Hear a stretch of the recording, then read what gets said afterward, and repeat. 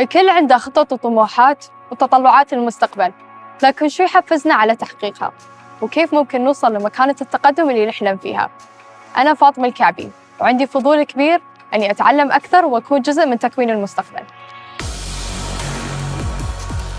نحن في دولة الإمارات تعلمنا ثقافة اللا مستحيل. We love making a difference. I don't think any technology has a disadvantage. Abuse of technology brings the disadvantage. المواهب الوطنية أنا أشوفها هي نفط المستقبل.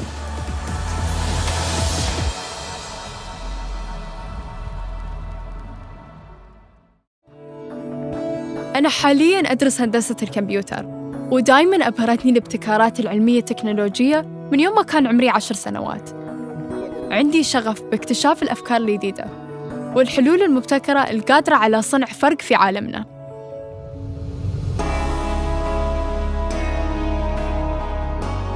بالرغم من المتغيرات المحيطة بنا، نعيش وقت استثنائي يحظى فيه جيلي من الشباب والشابات بدعم للتفوق في مختلف المجالات، وهذا بسبب الرؤية الحكيمة لوالدنا المؤسس الشيخ زايد طيب الله ثراه، اللي تضيء لنا طريقنا في هذه الحياة.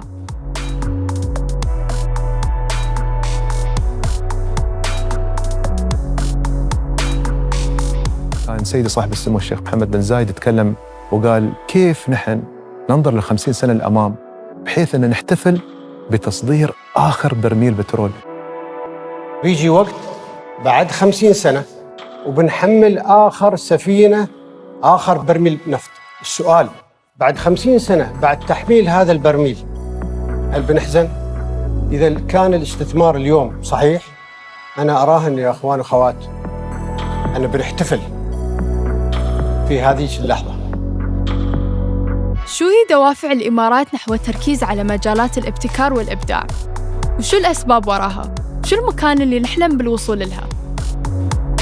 وفي الوقت اللي يشهد فيه العالم انتشار تطبيقات الثورة الصناعية الرابعة اللي تركز على استخدامات التكنولوجيا الحديثة في مجالات جديدة مثل الروبوتات والذكاء الاصطناعي والطباعة ثلاثية الأبعاد وإنترنت الأشياء وغيرها، الإمارات مستمرة بتشجيع الابتكار ونشر تطبيقات التكنولوجيا المتقدمة في كل القطاعات والمجالات.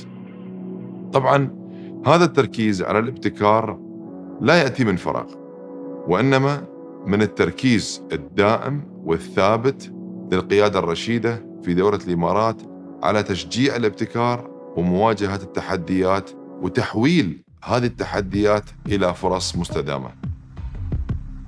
في مايو 2019 تم إطلاق صندوق المشاريع التابع لمكتب أبو ظبي للاستثمار ضمن مبادرة غداً 21 التابعة لحكومة أبو ظبي، ويدعم الصندوق المنظومة المتكاملة للشركات الناشئة من خلال توفير رأس المال وأيضاً فرص عمل في الوظائف اللي تتطلب خبرة في التكنولوجيا المتنامية، وبهاي الطريقة نضمن أن الأفكار الكبيرة ما تتقيد برأس مال محدود. We can make Abu Dhabi a destination for these businesses to not only get set up here, but also thrive and grow and create hundreds to thousands of jobs that are technologically oriented, innovation driven, and help change the world. We know that Mubadala is a global investment company and has transformed so many sectors over the years through its partnerships and investments. We also can't deny that digital disruption is a reality and is part of our future and our present. So how is investing in innovation and technology going to push this further and might even create economic diversification and growth? You know, my favorite part about investing in disruption and investing in those areas that I think have innovation as kind of their most important component is that you never see the same thing twice. You're always learning. So by definition, when you're looking at something that's disruptive, it's because they're changing the status quo. They're changing the normal way of doing something. Look, innovation really is going to drive and be at the heart for transformation. And that is one of the most important ways to help diversify the economy here in Abu Dhabi. So if we think about what we're doing, we're using something we're really good at, which is the extraction of oil and hydrocarbons and, all the great things that, we've done over the past 30, 40, 50 years. plus taking the expertise that we've developed as sovereign wealth funds, like Mubadala, like Adia, like ADIC, like ADQ, and essentially putting that capital and know-how together to help attract or incubate disruptive businesses here in Abu Dhabi that will help transform the way that we live, the way that we consume, the way that we think about products, the way that we think about things like cars, the way that we think about medicine and healthcare, and, every possible industry that you can think about. نانوراكس شركة مقرها في الولايات المتحدة الأمريكية وتركز على مجال الأبحاث في الفضاء، ومن قريب فتحوا مكتبهم في هاب 71 في أبو ظبي. We have, for a long period of time, looked at the long-term effects of climate change, population growth, and desertification. And so we see space as the perfect extreme environment where those type of ag tech technologies can be developed. Those technologies can be utilized even on Earth. As we go into the moon, Mars, and even beyond, we have to bring our own food, our own solutions in order for us to be sustained in these areas. So you can make life on Earth easier by doing research in space? Yes, we can. Because what happens is if you send what we call novel seeds or crops or microbes into space and expose them and stress them with high levels of radiation, low water, low gravity, they're stressed out to the point where their genetic makeup changes. And some of those, you bring them back to Earth and you can put them in the desert and it can bloom in the desert. And the UAE is looking to the future and looking now, hey, we need to start using our technology to grow our own food here, whatever way we can. And so what we're doing is something that's never been done in the world before. We'll have the first agricultural space technology center here in the UAE. Because we believe that this region is going to be a big, powerful force in the exploration of space. 1969 at 9:32 a.m. Eastern Daylight Time. 7, 6, 5, 4, 3, 2, 1, clock.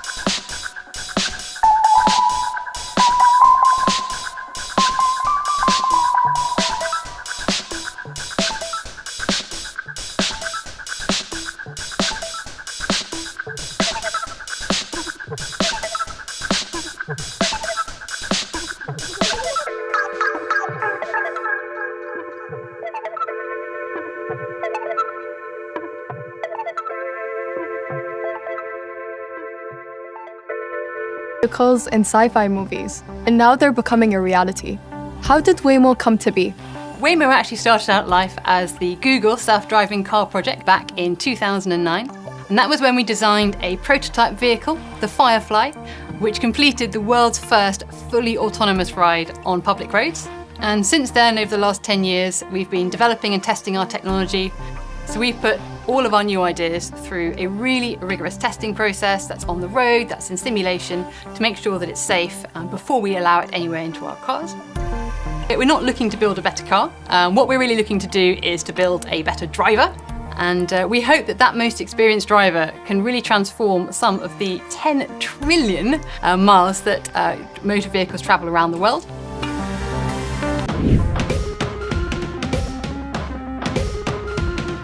We know that GlobalFoundries is an agile company, but is it shifting to adapt to the changes of the world, or is it creating those technologies that create those changes? I can't talk about technology without talking about semiconductors. It's the great democratizer. It brings capability, it brings access, it brings connectivity to the world. Semiconductors touches everything we do as a society, as a company, as all of humankind. If you're making a phone call, the chips that make the connection from the phone to the cell tower, GF makes them. You listen to music on your phone, we make the audio chips. Do you like the camera? Well, we make the image sensor processor in the phone. The touch display, we make the chips that enable the haptic.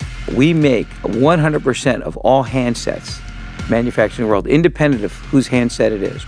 It's hard for anybody in this industry to be a leader because it's a very complex supply chain, but being part of describing what that next generation of technology looks like is an important part for GF. الاستثمار في التقدم التكنولوجي له دور كبير على حياتنا، لكن الاستثمار في القطاع الصحي له دور أكبر، واللي يجعل هذا الاستثمار أكثر صعوبة ودقة.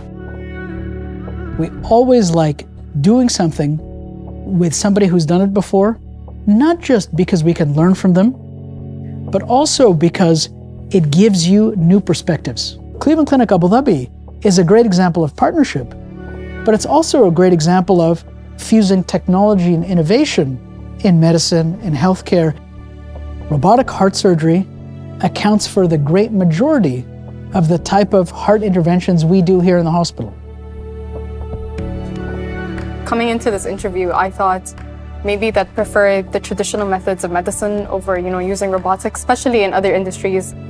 I've worked with robotics for years and seeing how people react to these technologies being introduced into their daily lives.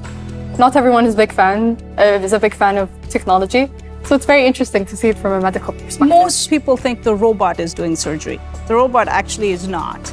It's the surgeon, and it's the exact same surgery that you would do open, but very fine instruments which are human-like. What the robot did brought wrist management. So the instruments are like hands, but they're inside a human being, and the hands are controlled by the surgeon from a distance. So it's very cool, even from an engineering point of view, but from a cosmesis point of view, from a blood loss point of view, from a return to work point of view, it really changed the paradigm. We used to say heart surgery, you'll be out for 6 to 8 to 12 weeks. Now we say you only have to be out for 2 weeks. You're applying technology.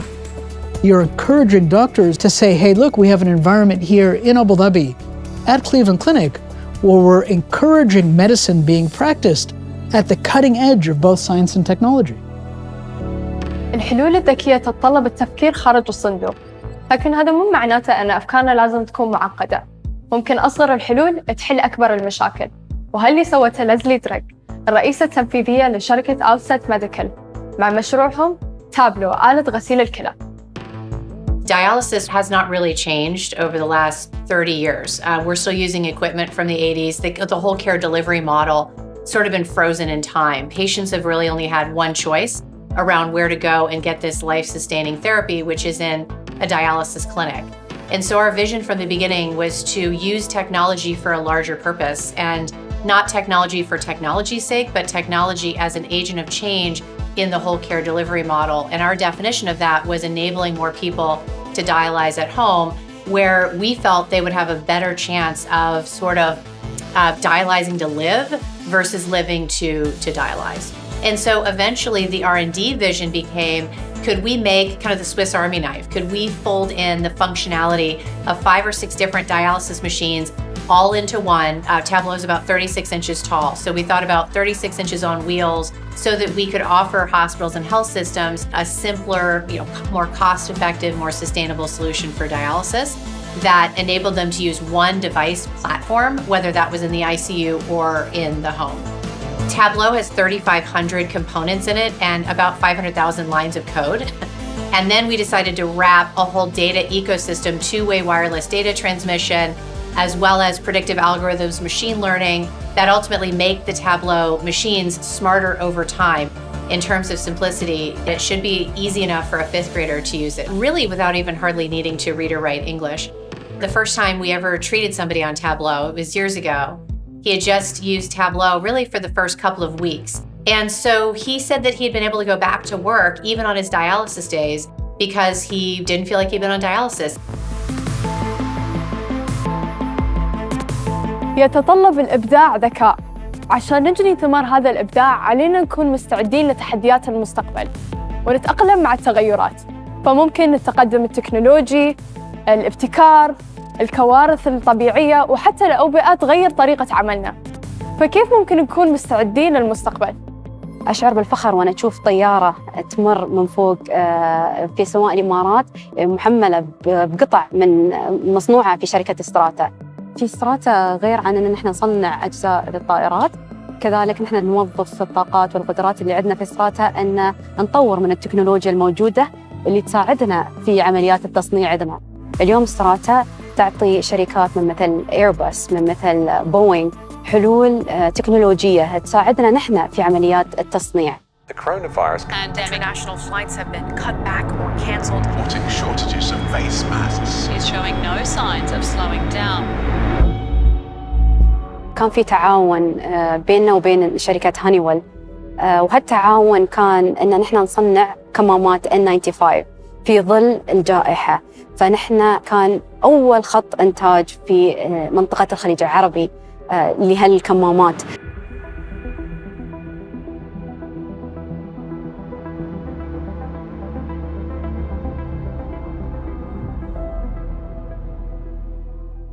وجهت القيادة قبل 15 عام بتأسيس مصدر كمبادرة وطنية متعددة الأوجه للتكنولوجيا والطاقة المتجددة، وأنها تكون نموذج للتنمية الاقتصادية والاجتماعية المستدامة والمتكاملة. واليوم أصبحت شركة مصدر مستثمر رئيسي في مجال الطاقة المتجددة داخل وخارج الإمارات، وشاركت بتطوير مشاريع الطاقة المتجددة في أكثر من 30 دولة.